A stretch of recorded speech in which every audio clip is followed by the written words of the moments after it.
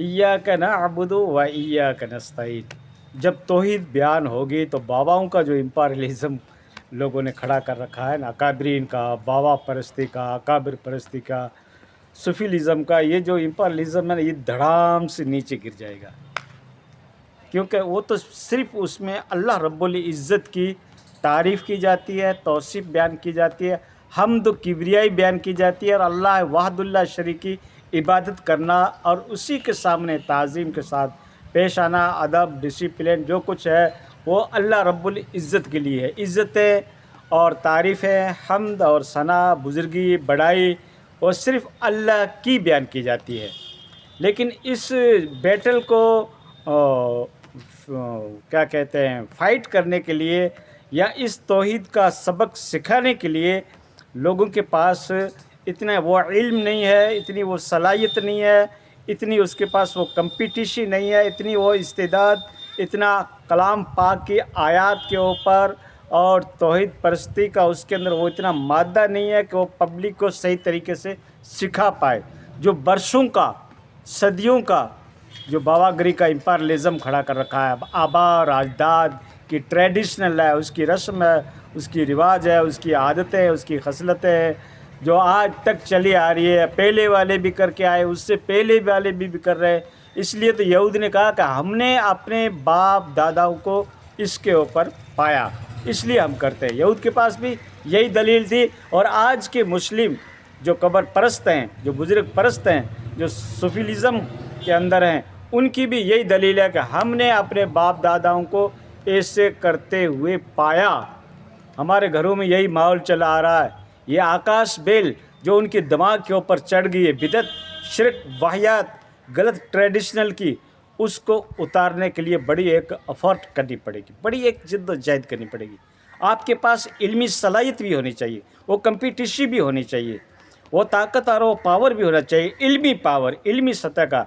तब जाकर आप इस बैटल को फ़ाइट कर सकोगे और इसके अंदर आप कामयाबी को अचीवमेंट कर सकोगे और लोगों को तौहीद की तरफ जोड़ सकोगे। मुख्तलिफ़ शख्सियात बेचारी तौहीद सिखा रही है, और बाज़ तो तौहीद भी तुग़यानी बता रहे हैं, बाबाओं को भी घुसेड़ रहे हैं और तौहीद भी बयान कर रहे हैं। इसलिए तो अल्लाह रब्बुल इज़्ज़त ने अपने कलाम मजीद के अंदर इरशाद फरमाया, इत्तख़ज़ू अहबारहुम व रुहबानहुम अरबाबुम मिन दूनिल्लाह, कि इन्होंने अपने मौलवियों को, बुज़ुर्गों को, बाबाओं को इन्होंने खुदा के मुकाबिल खड़ा कर दिया। कुरान कह रहा है, कुरान, अल्लाह कह रहा है, मैं नहीं कह रहा। और अल्लाह कह रहा है, इय्याक नअबुदु व इय्याक नस्तईन। तुम्हारा अकीदा क्या होना चाहिए? अल्लाह ने कलाम पाक के अंदर बता दिया, सूरह फातिहा के अंदर बता दिया, जिसको शब व रोज़ के अंदर आप नमाज के अंदर की रकात में कितनी बार इसको दोहराते हो, पढ़ते हो, हर मोमिन पढ़ता है, फिर भी उनका अकीदा सही नहीं है। क्या मतलब? ए अल्लाह, हम तेरी ही इबादत करेंगे, तेरे दर को छोड़कर कहीं नहीं जाएंगे, ठीक है ना? हाँ, और इबादत हम किसकी करते हैं? कहीं नखल मरकद की छाँव में श्रद्धा, कहीं मरने वाले के पाँव में श्रद्धा, अदाओं में श्रद्धा, इशारों में श्रद्धा, बुज़ुर्गों के, बाबाओं के, पीरों के, मुर्शिदों के, अकाबरीन के यहाँ झुकते हैं, पैर चूमते हैं, श्रद्धा करते हैं, तवाफ़ करते हैं। ये हकीकत है और ये रियलिटी है। अब उसको जोहला का नाम देंगे, जोहला नहीं, हमारे बड़े बड़े हजरात भी करते हैं। मुस्लिम समाज के इस वक्त 70% जो है उसके अकायद सही नहीं है। तौहीद को लेकर, तौहीद के बारे में दोस्तों ज़ीरो टॉलरेंस होनी चाहिए, बिल्कुल ज़ीरो बर्दाश्त करेंगे हम। तौहीद जाने अल्लाह ने किस लिए पैदा किया था, पैदा करने का मकसद बता दिया, वमा खलक़तुल जिन्न वल इंस इल्ला लियअबुदून। हमने जिन्नात और इंसान को महज अपनी बंदगी के लिए पैदा किया। ये दो शरीयत, दो मखलूक है जो शरीयत की मुकल्लफ़ है, जवाबदेह है, इनकी रिस्पॉन्सिबिलिटी है। क़यामत के दिन अल्लाह रब्बुल इज़्ज़त इनको पूछेगा, हमने आपको अकल दी, दिमाग दिया, सेहत दी, तंदुरुस्ती दी, दौलत दी, सवास्ता दिया, सब कुछ दिया, आपने कहाँ पे सर्व किया? मेरी कितनी बंदगी की? या बुज़ुर्ग परस्ती करते रहे, कब्रों का चक्कर मारते रहे, कब्रों पे फूल चढ़ाते रहे, कब्रों पे चादर चढ़ाते रहे, कब्रों पे बकरा चढ़ाते रहे, कब्र वाले को ही सब कुछ समझ रखा? या मेरी भी इबादत करते थे? मस्जिद में कितने सजदे किए, मस्जिद का कोने में कितने रोए, कितनी तस्बीहात पढ़ी, कितनी मेरी हम्द व सना की? अल्लाह ये पूछेगा। अल्लाह ये नहीं पूछेगा तुमने दौलत कितनी इकट्ठी की, तुमने कितने बाबाओं के ज़ियारत की, कितने बुज़ुर्गों को तस्लीम किया, کتنی بزرگوں کی بات مانی. اللہ کہے گا کہ اللہ والوں کی تم نے کتنی بات مانی.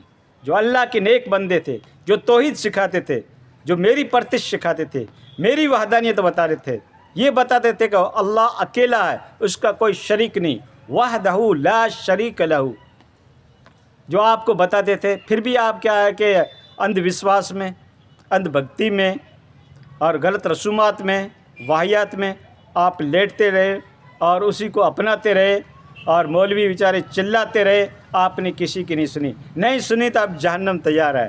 جہنم کا دوستو نام سنتے ہی انسان کی نیندیں اڑ جاتی ہے، پاؤں تلے زمین نکل جاتی ہے، اور بدن کا ایک ایک رونگٹا کھڑا ہو جاتا ہے.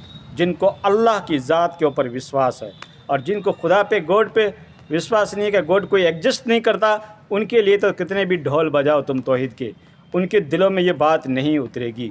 اور جو اللہ والے ہیں، جن کے دلوں میں خوف ہے، جن کو مرنے کا ڈر ہے، خدا کے حضور میں حاضر ہونے کا خوف ہے، وہ ضرور ان باتوں کے اوپر توجہ دیں گے. یہ تمہاری بھلائی کی ہے دوستو.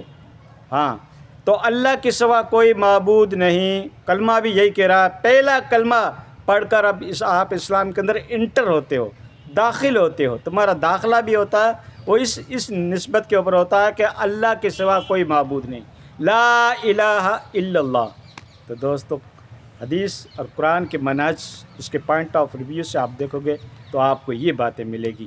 باقی آپ کہانی قصے والے، اسٹوری سنانے والے، لطیفہ سنانے والے، اسٹیج کو ہلانے والے، اسٹیج کے اوپر ناچنے والے، رقص کرنے والے، مائکوں کو توڑنے والے آپ نے کئی خطیب دیکھے ہوں گے، اور آپ نے واہ واہی کی ہوگی کہ خواجہ صاحب نے یہ کر دیا، غوث پاک نے یہ کر دیا، تو آپ سبحان اللہ پڑھتے ہوں گے.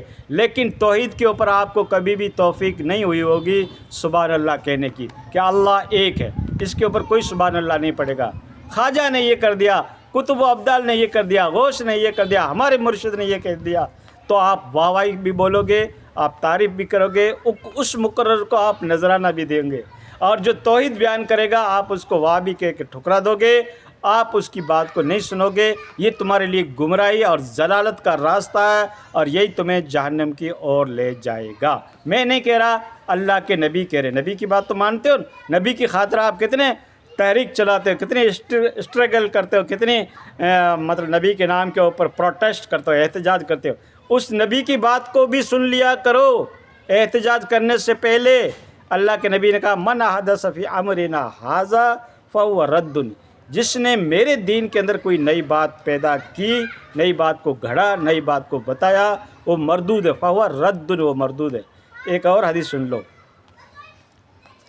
اور بدعت کے بارے میں اللہ کے نبی نے کہا کل بدعۃ ضلالہ وکل ضلالۃ فی النار. ہر بدعت گمراہی ہے، اور ہر گمراہی انسان کو جہنم کی اور لے جائے گی. اللہ کے نبی کا قول.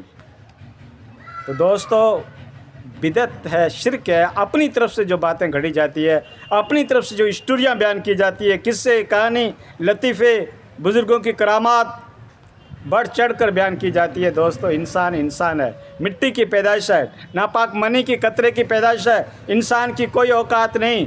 آج کل زمانہ جو ہے وہ کیا ہے کہ ٹیکنالوجی کا، سائنس کا ہے. لاجک انسان تلاش کرتا ہے. آج وہ کرامتیں کہاں گئی، آج وہ بزرگ کہاں گئے؟ کیونکہ میڈیا پہنچ جاتا. تم سے پہلے میڈیا، مرید سے پہلے میڈیا پہنچ جاتا ہے. بتاؤ کیسا کرتب کیا، اب بتاؤ. تو وہاں پہ تمہارے بزرگوں کا جو حقیقت تھی وہ ایکسپوز ہو گئی ہے. ٹھیک ہے نا. باقی میں مانتا ہوں اللہ کے نیک بندے ہیں، اللہ کے بزرگ بندے ہیں جو آپ کو توحید سکھائے، صحیح راستہ سکھائے، صحیح شریعت سکھائے. اس کی بات کو تسلیم کرو، اس کی رسپیکٹ کرو، ادب کرو، احترام کرو. میں منع نہیں کرتا، لیکن خدا کے مقابلے، خدا کی صفات میں اس کو شامل مت کرو دوستو، ورنہ تمہارا ایمان گڑبڑ ہو جائے گا.